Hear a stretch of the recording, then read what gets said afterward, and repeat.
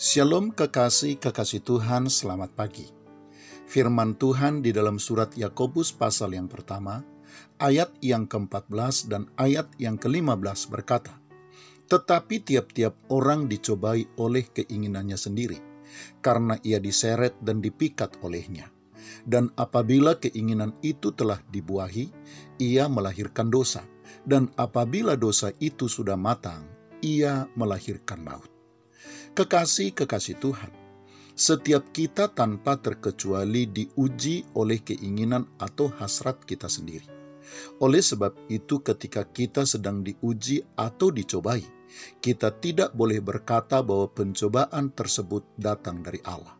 Sebab sebagaimana juga dikatakan oleh firman Tuhan, Allah tidak dapat dicobai oleh yang jahat, dan ia sendiri tidak mencobai siapapun. Ketika kita sedang dicobai, kita juga tidak boleh berkata bahwa pencobaan kita berasal dari orang-orang di sekitar kita. Sebab tidak ada seorang pun manusia yang bisa menjadi penguji terhadap sesamanya. Tetapi hasrat dan keinginan yang ada di dalam hati dan pikiran kita lah yang menguji sekaligus yang menjadi penyebab kita masuk ke dalam pencobaan. Kekasih Tuhan, karena setiap kita akan diuji oleh hasrat dan keinginan kita sendiri, maka menjadi mutlak bagi setiap kita untuk menjaga dan mengendalikan keinginan dan hasrat kita. Caranya adalah dengan tidak mengingini dan memikirkan serta menghasrati hal-hal yang tidak perlu kita ingini. Berhenti untuk ingin tahu apa yang tidak perlu kita ketahui. Berhenti berhasrat untuk mengurusi hal-hal yang bukan urusan kita sendiri, serta tidak merisaukan hal-hal yang tidak perlu kita risaukan. Jika tidak demikian, kekasih Tuhan, maka hasrat dan keinginan kita tersebut akan membawa kita kepada pencobaan dan ujian-ujian yang berat, yang sudah pasti akan membuat kita kalah.